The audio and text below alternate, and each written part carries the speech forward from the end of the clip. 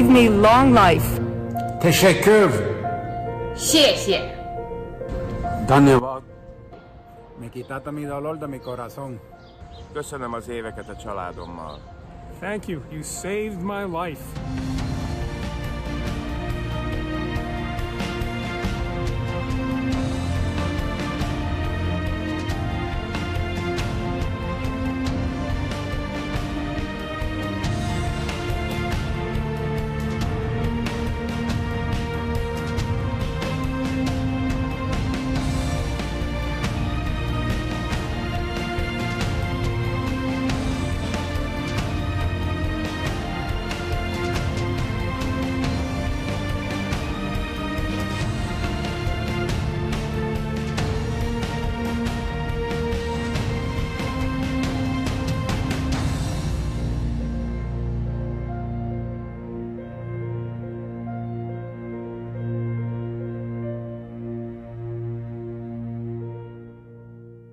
Ladies and gentlemen, the President of the European Society of Cardiology, Professor Barbara Casadei.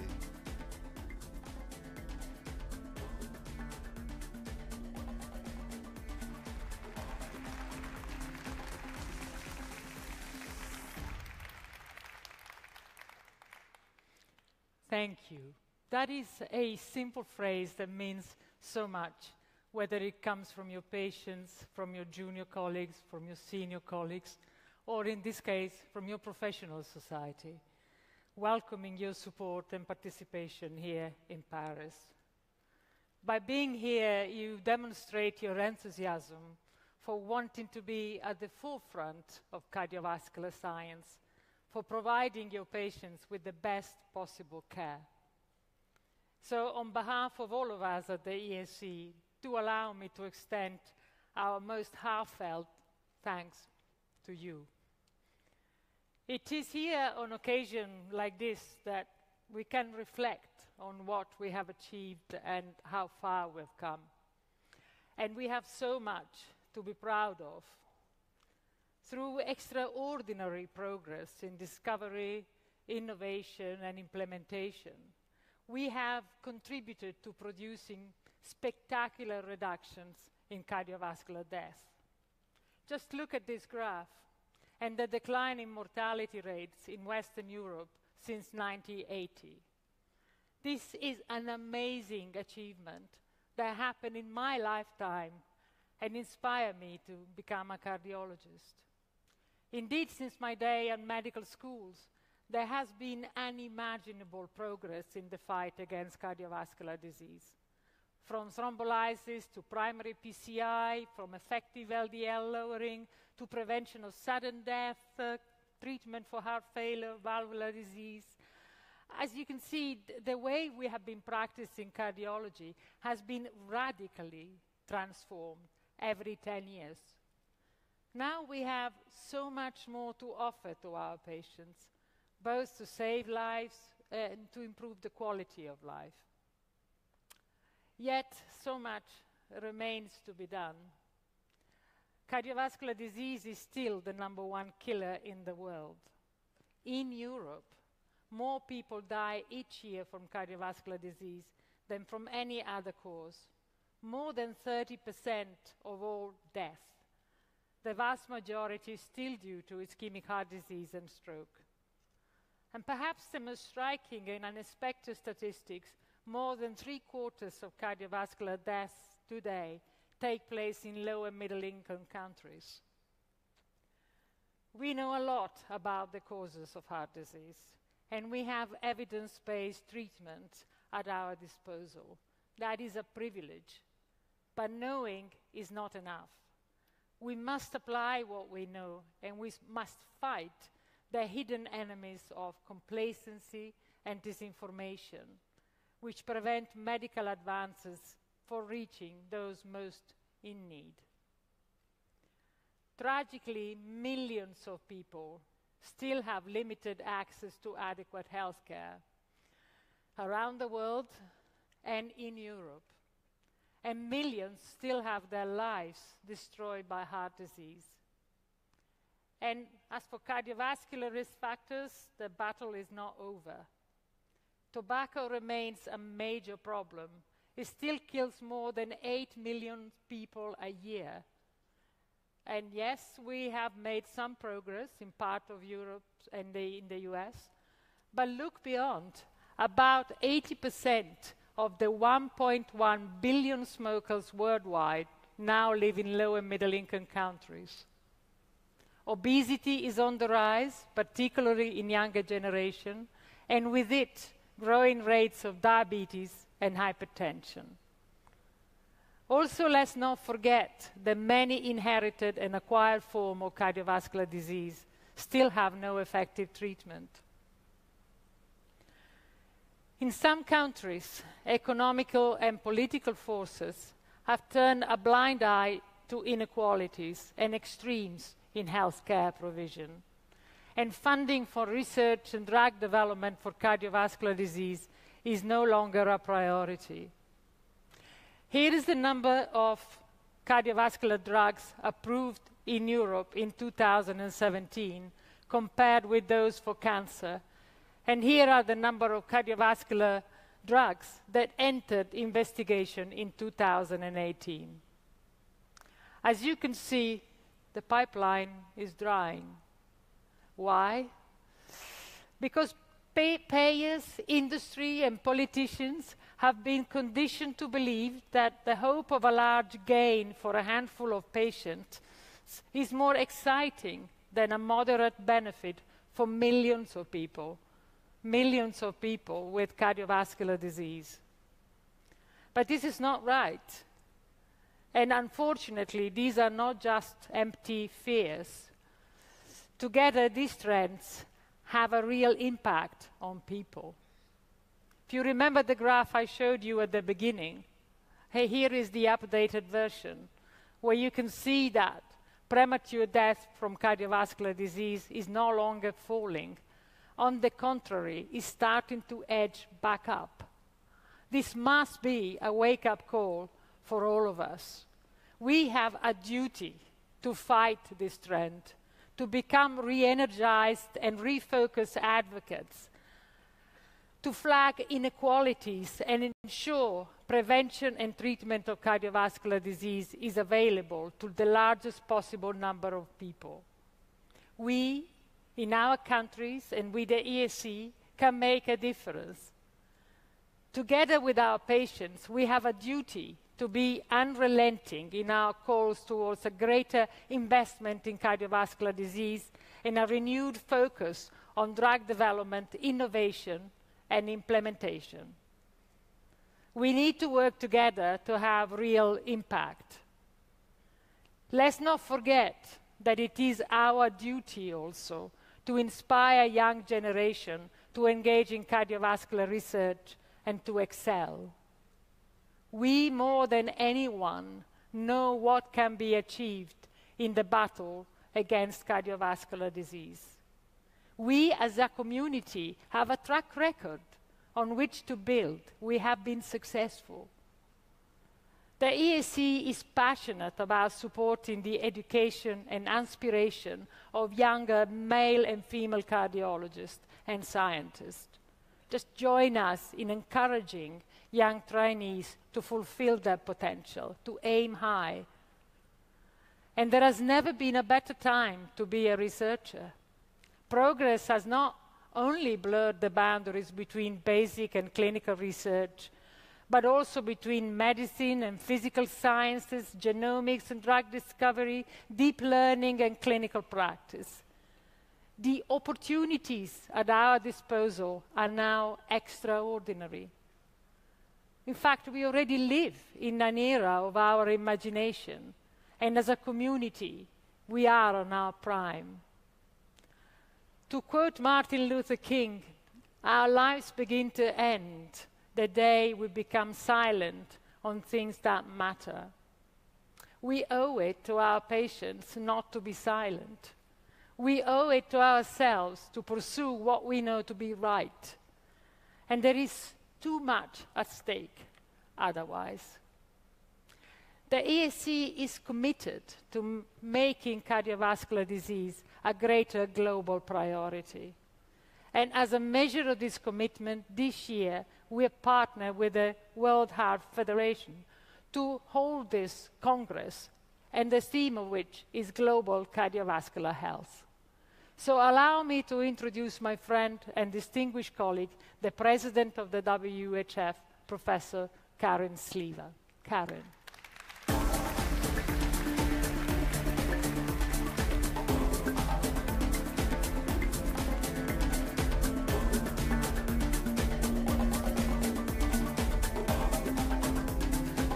Thank you, Barbara. On behalf of everyone at the World Heart Federation, let me say how proud we are to join forces with the ESC in hosting this remarkable Congress. And on a personal note, it is a great pleasure for me to work so closely with you, Barbara. I suspect there are many of you here right now that are asking yourselves the same question. What is exactly the World Heart Federation? The World Heart Federation is a global representative body of the cardiovascular community. We work hand in hand with national and continental societies and foundations, including the European Society of Cardiology. We advocate on those issues of importance to those communities, as well as to patients groups and charitable organizations the world over. The World Heart Federation has an official relationship with the World Health Organization, and this gives us a unique opportunity to comment on the main documents, deliver statements at the World Health Organization General Assembly, and to work closely on specific work plans. We are a respected voice, but at the end of the day, we are only as strong as our members and partners. We believe in a world where heart health is for everyone is a fundamental human right and is a vital element of global justice. This is especially crucial in low-resource settings, which can be found in every country and in every part of the world. No matter where we live or where we practice, we are more interconnected than ever before. Just look around you at this Congress. There are more than 150 nationalities and countless professional backgrounds represented. And all of you have a place in this global health effort. Global health, after all, is the understanding of disease, prevention and management in an international and interdisciplinary context. It's placing a priority on health equity for all people. On a personal note, as a German national growing up abroad and living for almost 3 decades in southern Africa, I've seen firsthand how important it is to advance healthcare without regards to boundaries. Even countries with a relatively low domestic product, such as Rwanda, Ghana, and Uganda, have been able to improve access to healthcare over the last decade to provide ever health equity to their citizens. They've shown us that small step in the right direction can make a huge difference. For example, simple forms of screening for cardiovascular disease is now commonly done by community workers. Getting healthcare workers to both share tasks and shift tasks is now common in communities lacking a sufficient numbers of doctors and nurses. The World Heart Federation is especially focused on conditions that are affecting the poor, such as rheumatic heart disease and Chagas disease. We are also taking the load and tackling other global threats to cardiovascular health. Air pollution, for example, is of particular concern. Its impacts on cardiovascular disease is massive.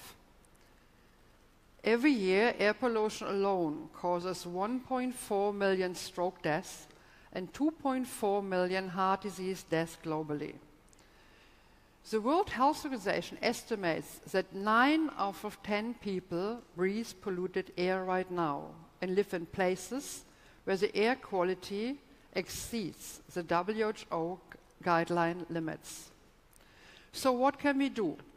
The World Heart Federation is advocating for 3 main objectives.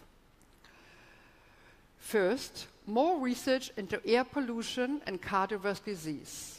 we as a scientific community need to provide stronger evidence on the link between those items. Second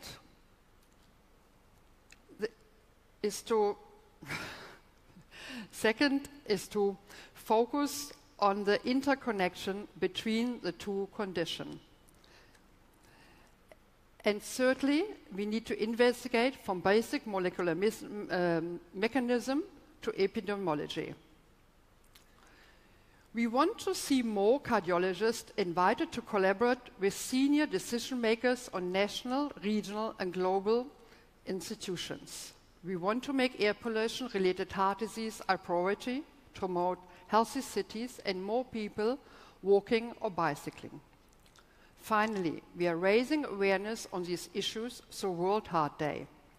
World Heart Day is organized every year at the 29th of September with a reach of last year of over 1.6 billion people.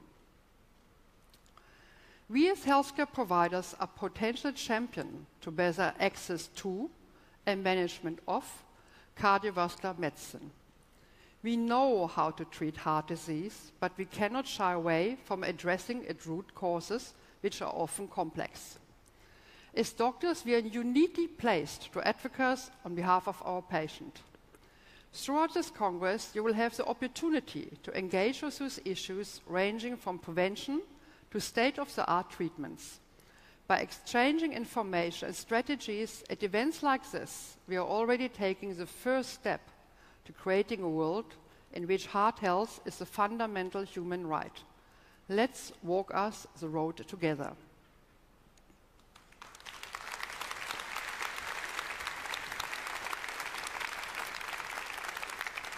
Right here. So I hope you're looking forward to this Congress as much as we do.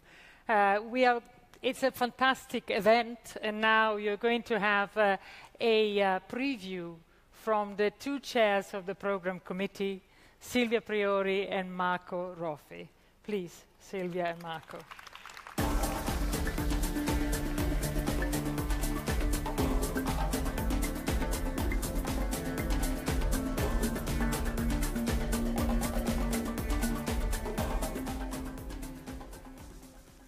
Ladies and gentlemen, dear colleagues, welcome to Paris and to the Congress of the European Society of Cardiology, the world's largest conference in cardiovascular medicine.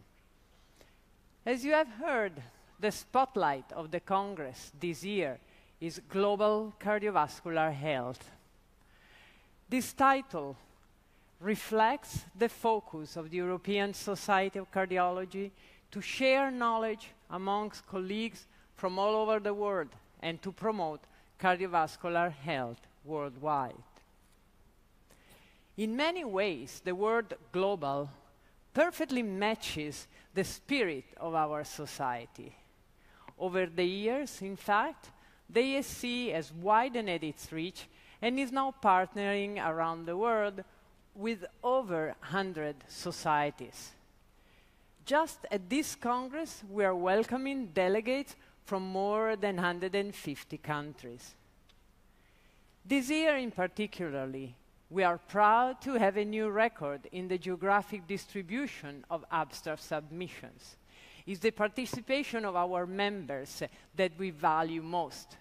As you can see, Japan, Russia, and United States are now amongst the top 5 submitting countries. Importantly, the ESC is also a global forum for the dissemination of excellence and innovation. You will therefore be able to hear at the Congress this year groundbreaking basic, translational, and clinical science originating globally from all over the world. This year, as you have heard, we have the privilege at the ESC to partner with the World Heart Federation. Together, we want to bring you 5 days of exciting cardiovascular science. With 4,500 accepted abstracts and more than 5,000 speakers, we will cover 14 tracks, and we will have sessions dedicated to innovative solution, integration of multidisciplinary topics, big data, and large observational studies. A part that is always very attractive of our Congress are the hotlines and late-breaking sessions, and we will have 22 of these special sessions this year for you. The ESC is committed to help our community turn bright ideas into better health, and are your ideas that count. Accordingly, our program on digital health is stronger than ever, with both scientific session and session devoted to the presentation of new technology that will be shown to you. Every day in the plaza, you will be able to meet organizations that are eager to fund your research and investors waiting to hear your ideas and to support them. During the Congress, you will have the opportunity to attend the presentation on 5 new guidelines covering management of key conditions like supraventricular tachycardias, chronic coronary syndromes, diabetes, dyslipidemia, and acute pulmonary embolism. In this guideline, you will hear important changes of high clinical relevance that will be presented for each of the topics covered by the new guidelines. Finally, in your agenda, remember to put a mark and attend the ESC named lectures and the 3 distinguished keynote lectures delivered by inspirational scientists and inspirational clinicians. You will also be able to meet the 3 ESC gold medalists on the ESC TV stage. I do hope, together with Marco Roffi, that this Congress will motivate and give you energy for the year to come. And now, I would like to introduce Marco Roffi, who will highlight some of the other key sessions we have in store for you at the ESC Congress 2019. Ladies and gentlemen, Marco Roffi.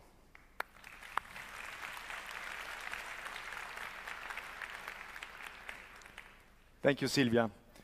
Ladies and gentlemen, Silvia and I are supposed to guide you through this huge program in just 10 minutes. Wow, what a challenge. Well, let's fasten your seatbelts. Let's take off first to high-flying hotlines. This year has been amazing, both in terms of quality and quantity of trials submitted. I will mention just few, all large and randomized, and with the potential of changing practice. Several of them will be published simultaneously in major journals. In heart failure, Paragon-HF tested sacubitril/valsartan versus valsartan alone in patients with preserved ejection fraction. DAPA-HF investigated the SGLT2 inhibitor dapagliflozin in individuals, both diabetic and non-diabetics, with reduced ejection fraction. A lot of excitement also in the field of antithrombotic treatment. THEMIS tested aspirin plus ticagrelor versus aspirin alone in diabetic patients with coronary disease. ISA-REACT-5 compared ticagrelor and prasugrel in acute coronary syndromes. And FIRE as well as ENTRUST-AF-PCI addressed the combination of anticoagulation and antiplatelet agents in atrial fibrillation patients with coronary disease. Major trials in acute coronary syndrome will be presented. Among them, the high-sensitivity cardiac troponin trials, historic and rapid TNT. We will have trial on oxygen therapy, on complete revascularization in STEMI and multivessel coronary disease patient, the complete study, as well as on remote ischemic conditioning in primary PCI. More and more, genetics is impacting clinical trials.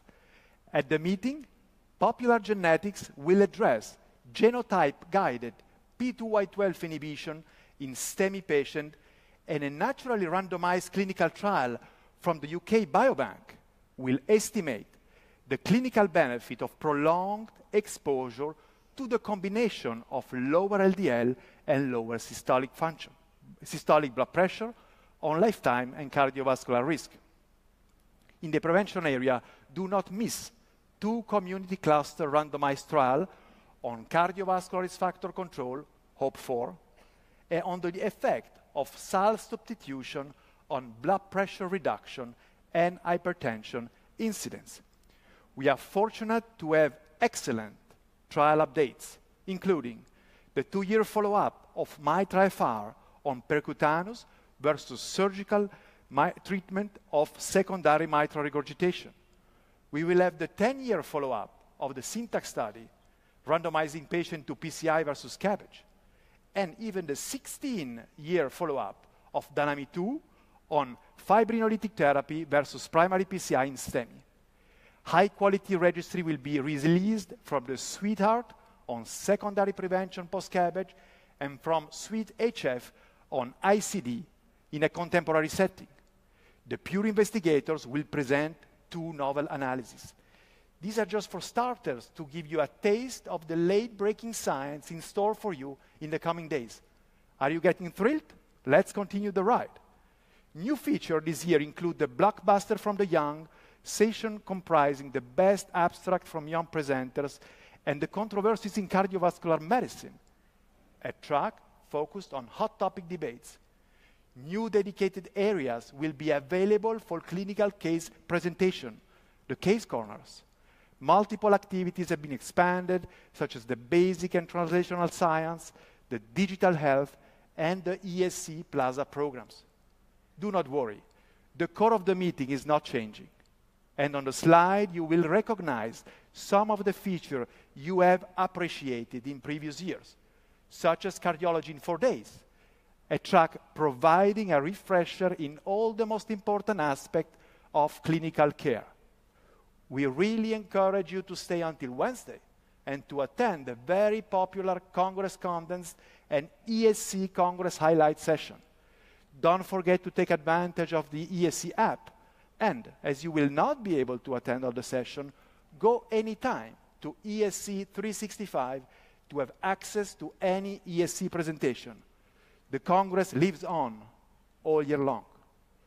This year, this edition of the ESC Congress would have not been possible without a group of over 80 highly committed colleagues and friends of the program committee and a fantastic ESC staff. Silvia and I are very grateful to all of them. Ladies and gentlemen, we hope that you have enjoyed the ride. Get ready to experience this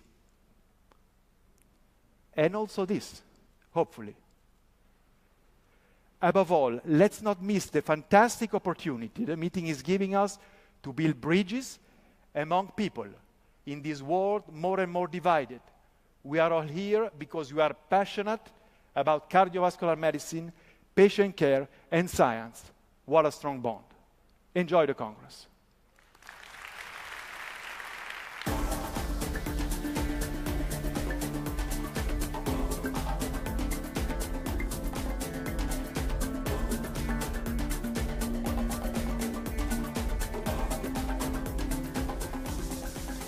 Thank you so much, Silvia and Marco. That was really a great ride. So every year the ESC meeting is always held in a fantastic, beautiful, dynamic city in Europe. And this year we're back in Paris. So just as we have created this exciting scientific program for you, for the Congress, we have also launched a public awareness campaign for the people of Paris, one that emphasizes the importance of detecting, preventing, fighting cardiovascular disease, and all whilst having a lot of fun. So the event will be held at the Esplanade of the Paris City Hall today and tomorrow. So last year in Munich, the event attracted more than 10,000 visitors, and we hope that we will have even more here in Paris. So we don't lose an opportunity to advocate against cardiovascular disease. And we like really to thank our local partners and sponsor for joining the ESC to make this event happen. Thank you so much. Thank you.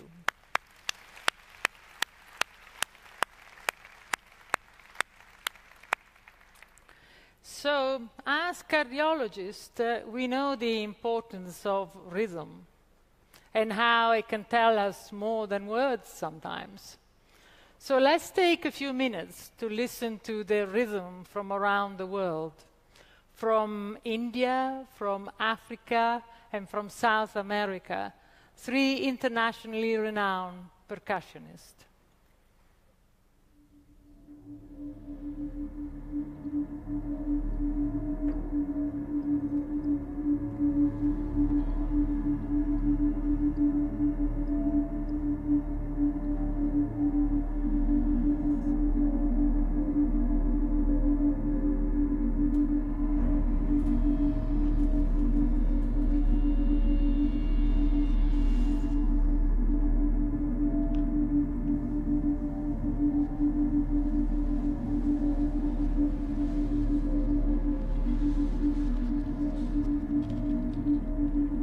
Eén, twee, drie, vier.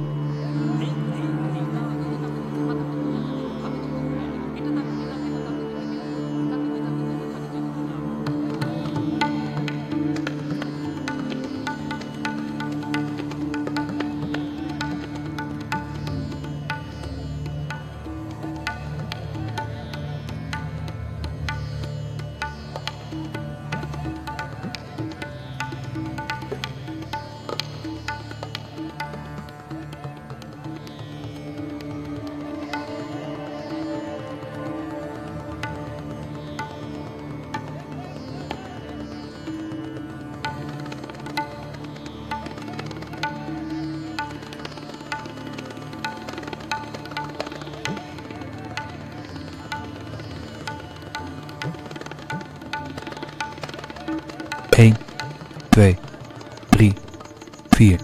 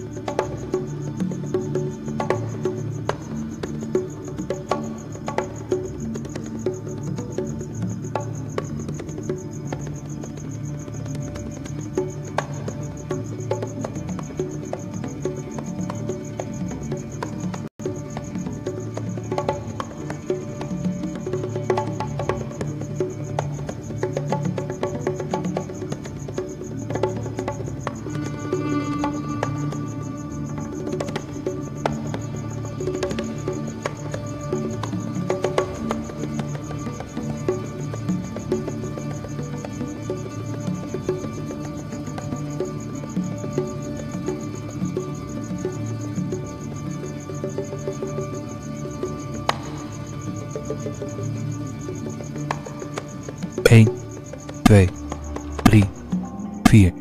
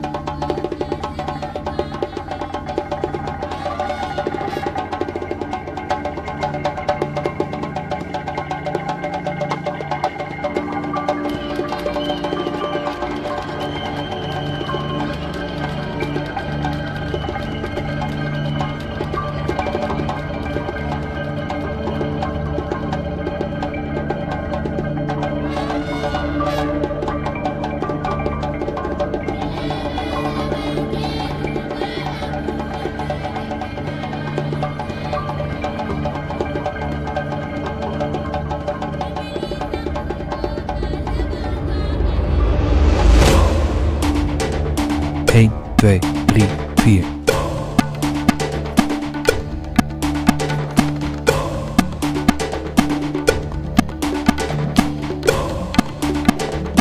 Eén, twee, drie, vier.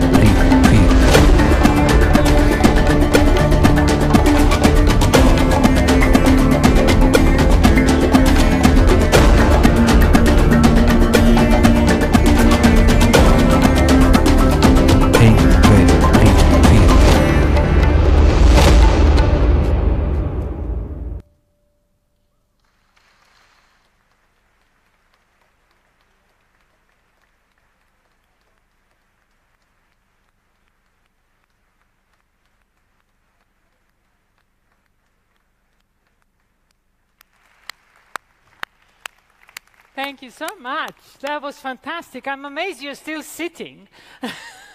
Let's thank again this fantastic musician. Bravi!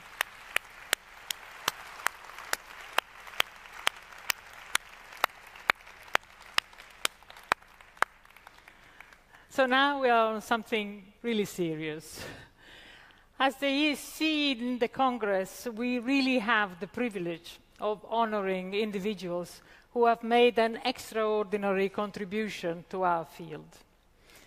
They are trailblazers, they are advocates and mentors, they are courageous, they are an inspiration to us all. Our first gold medalist for 2019 is a cardiologist and a scientist who has dedicated her career to discovering the causes of inherited heart disease, such as hypertrophic and dilated cardiomyopathy and congenital heart disease. She was the first to do so, and she still leads the way, both in fundamental discovery and in translating her finding into better diagnostics and improved management for these patients.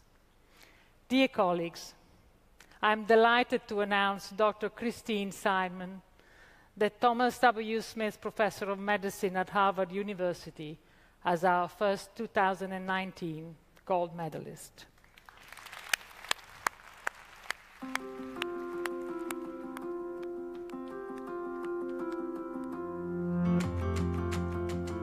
When I was in training, I was really fascinated by physical examinations of patients with heart disease. The heart has sounds or murmurs, and so as we're doing your examination, it was almost as if the organ was singing to you with hints and clues about what had gone awry. So I very much enjoyed the physical examination part of cardiology, as well as the type of diseases that affected the heart muscle became really fascinating to me, and so that led to a field of cardiovascular sciences.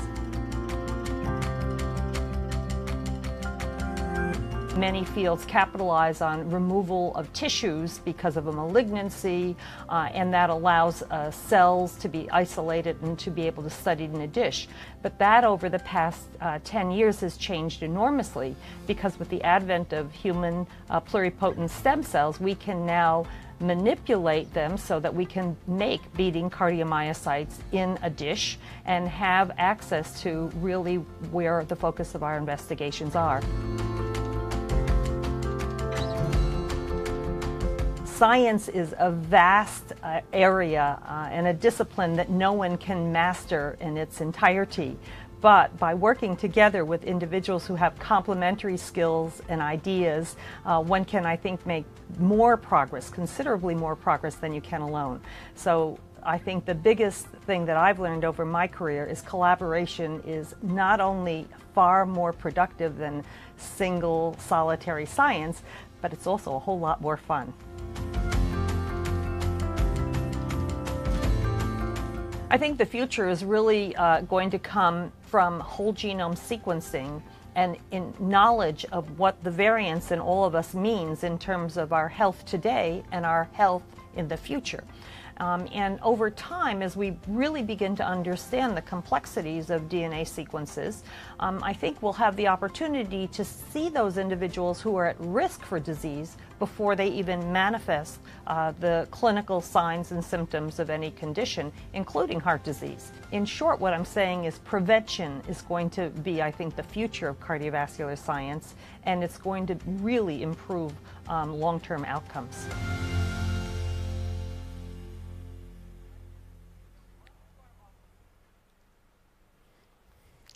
Fantastic. Christine, please come up.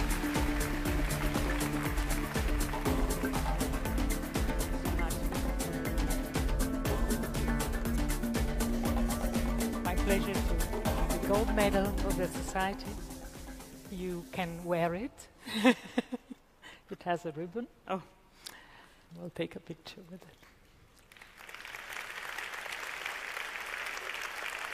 No, I think you want to say a few words. I want to only take a few minutes to thank Madam President. I had to call her that. And the selection committee, and most importantly, all of you. Our work is really a collaboration with many in the audience, so many trainees who are in the lab today, those who have graduated and are now leading independent careers, innumerable patients who have dedicated their tissues, their efforts, and their hopes on our work, and especially for the funders who have had the willingness to support some wild and crazy ideas over time. I thank you for this incredible honor, not for me, but really for the whole team of cardiovascular geneticists. Thank you so much. Thank you.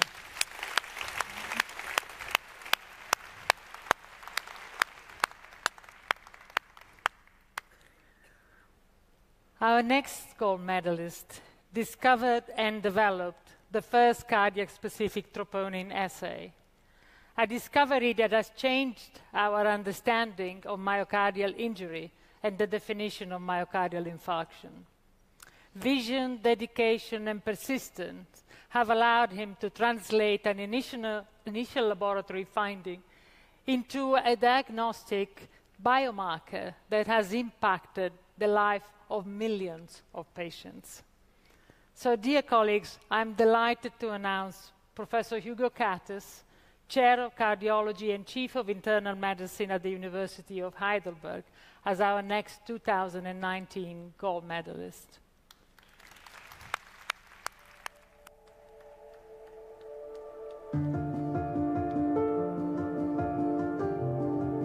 Even as a medical student, I was quite impressed by the heart. I was impressed by the intimate connection of life and emotions with cardiac function. Realizing that cardiology, in contrast to many other professions, can really help the patient very rapidly, and what you do is rapidly visible also. That interaction with the patient and the art of cardiology, if you want so, that was very fascinating. I think what our work with troponin is the part which we are most proud of, since it was a long journey. It started in 1978, and it took us 20 years really to bring that to market and to clinical care. Troponin is high-tech, so if you may say it's a test strip, but it's also high chemistry and it's also analytical stability, and the significance to it is that it's not only high sensitivity, but it's also its precision. I believe that the next step is more precision in cardiology. And we now have the technologies. We have whole genome sequencing, we have epigenome sequencing, we can do pathway analysis and network construction, we can do precise phenotyping by MRI, by CT, and we have so many data generated, and we have now the tools to analyze all this data. And so our strategy here in Heidelberg is we build for the future in precision in cardiology. I'm honestly very convinced that we will have another dimension of treatment which is not only treating adaptive mechanisms of diseases, but treating the causes and dysregulated pathways.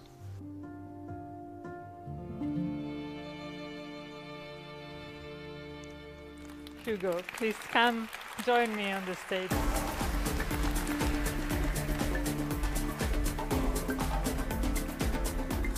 What an honor. How wonderful. How wonderful. So, while taking a picture together, I think you should hold your medal. I do.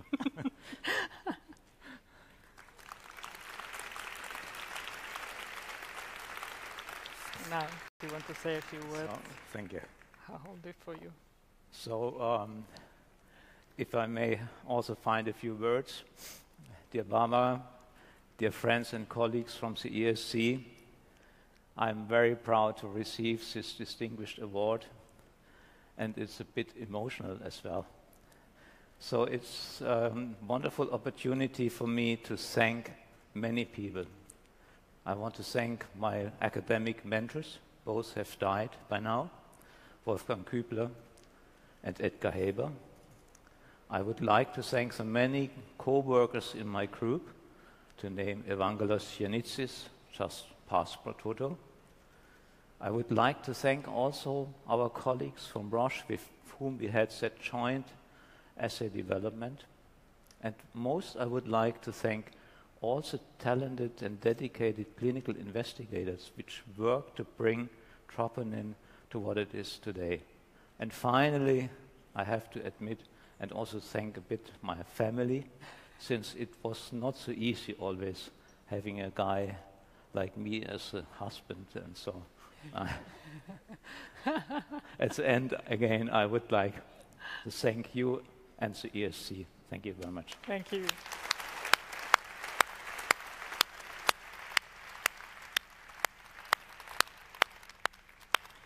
So the next gold medal will be given together with the World Heart Foundation here. And Karen, please come to the stage.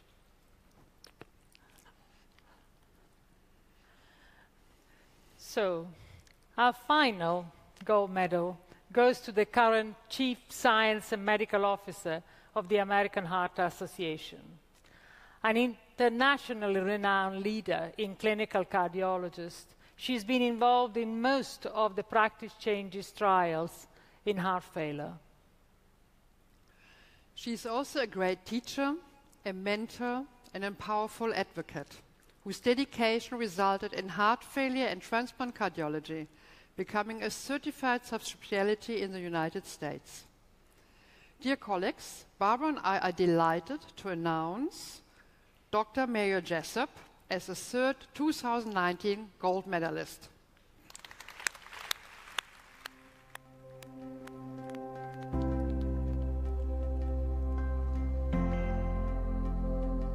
So my goals when I started out was just to feel that I could be the very best doctor.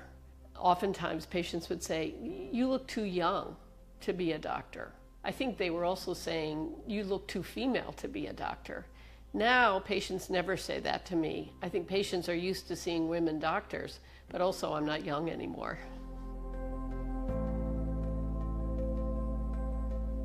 My role as the Chief Science and Medical Officer is to oversee the science that is used, not only to promote science, such as in our clinical practice guidelines and our scientific statements, but in our nutrition policies and our advocacy. So science must be the foundation of all of that.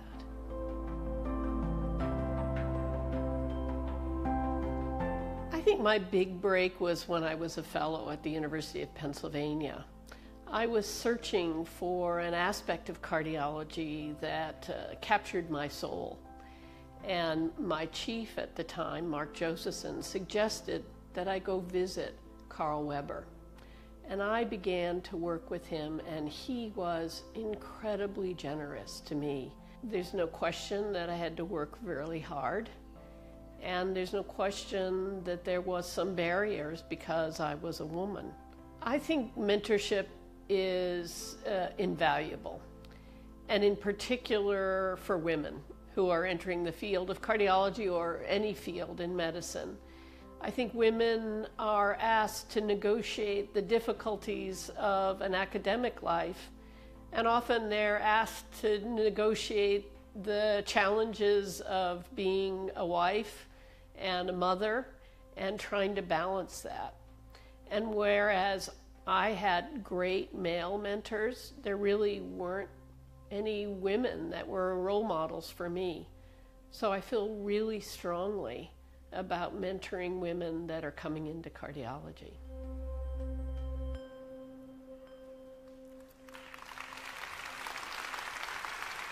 Mayo, please come to the stage.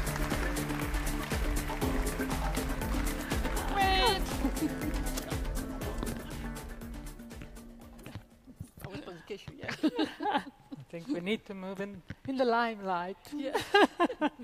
So this is our honor to give you the gold medal of the European Society of Cardiology. Much. Dear Barbara. And now I have to take it back. Okay. Because also getting another award, and you can't carry so many awards, so we have to help you. So this is an award from the World Heart Federation. Oh, how lovely.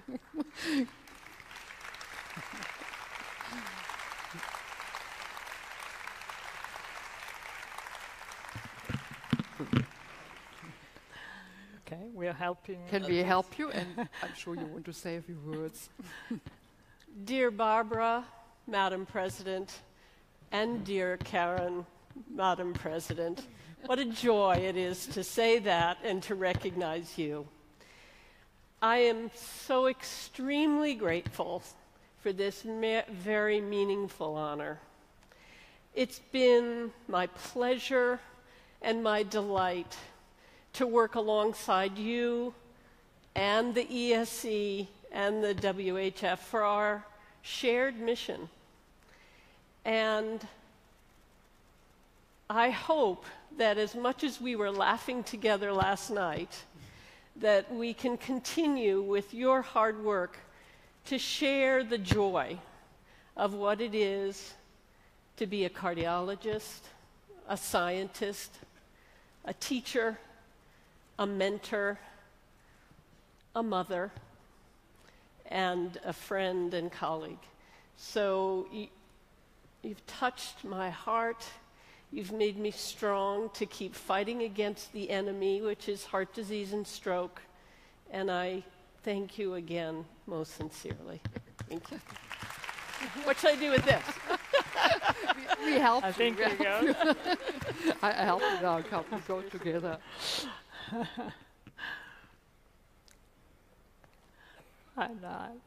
I think I could do this as a full-time job. I love giving.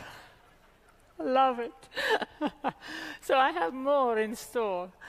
The European Society of Cardiology really celebrates its 70th anniversary next year, becoming elderly officially. None of this would have been possible without the talent, commitment, and generosity of so many volunteers. So this year we are introducing a new award for colleagues who have made an outstanding contribution to the life and mission of our society. So the ESC 2019 Silver Medal for Outstanding Contribution is awarded to Professors Karen Sipido, Alan Fraser, Lina Gonçalves, and Alec Vahanian for their work in research, advocacy, and education. May I ask all four of you, please, to come on stage and accept the award.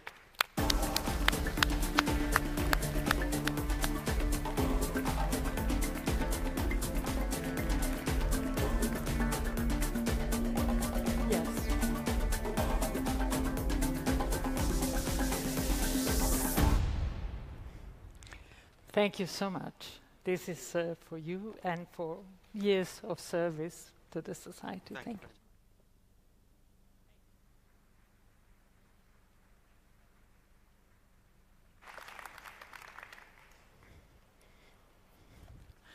Karen,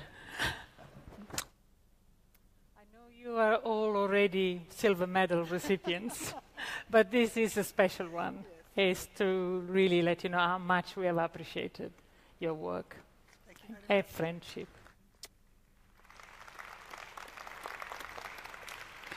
Alec. Thank you very much for all you've done for the society. Thank you so much. Lina. Thank you very, very much. This is just to say thank you.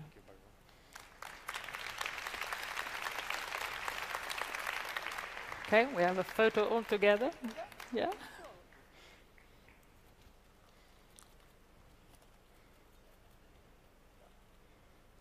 Thank you. Thank you very much.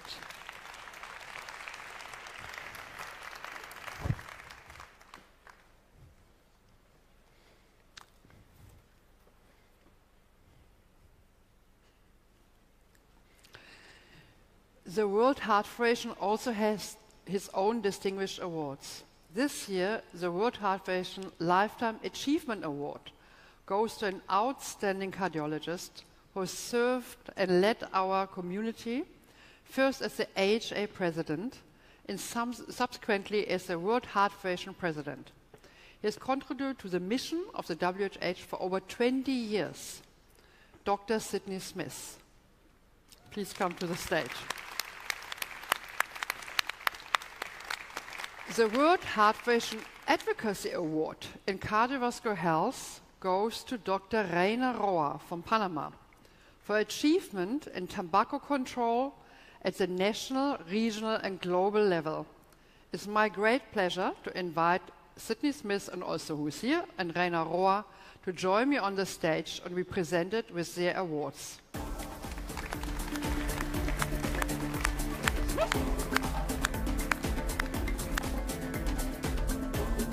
That's for you. Congratulations. Congratulations for this really long-standing, dedicated work for WHH. Thank you. Thank you, Carl. And Rainer, also, congratulations. Thank you so much. Really very well deserved.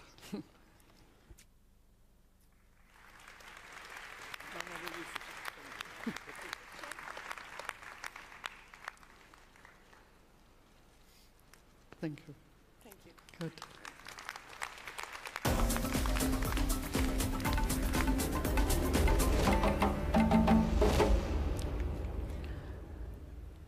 Each year at this time, the European Society of Cardiology highlights a charitable organization working in cardiovascular care. The European Heart for Children is a humanitarian project that helps young people with congenital heart disease. They're building a hospital in Morocco, and once again, we're proud to support this effort this year.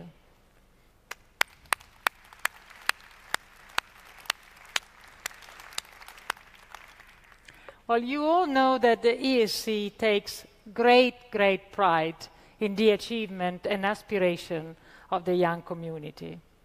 We are committed to helping them in every way possible. But one of the most tangible ways is in the variety of grants we provide. So, dear colleagues, here are the names of the 2019 awardees. Congratulations to all.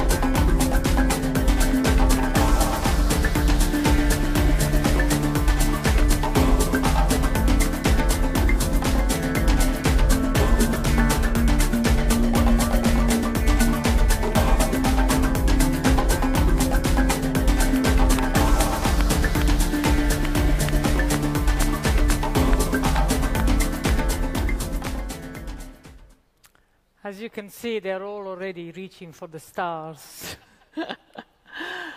And now is the time to officially welcome the new fellows of the ESC. We know the time and effort you have dedicated to your profession to reach this point, and we salute you and look forward to your contribution to the life of the society. Here then are the names of the new fellows of the European Society of Cardiology.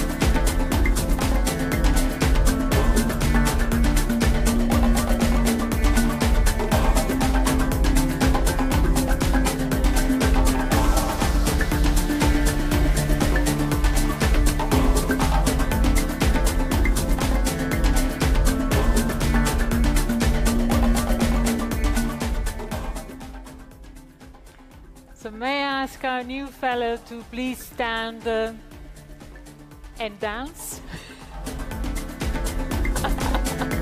and be recognized by your colleagues. Please stand.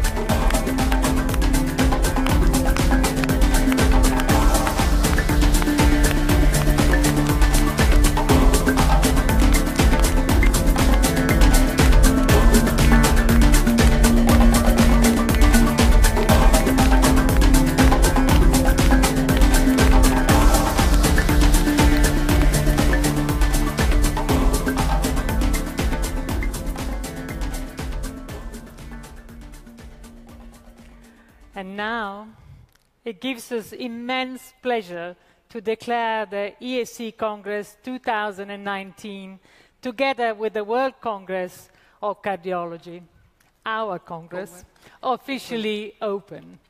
And we invite you, thanks, to join us at the ESC Professional Members Lounge for a cocktail reception right now. And just follow the musicians at the back of the room. They will lead you to the lounge. See you there. Thank you. Thank you. Thank you.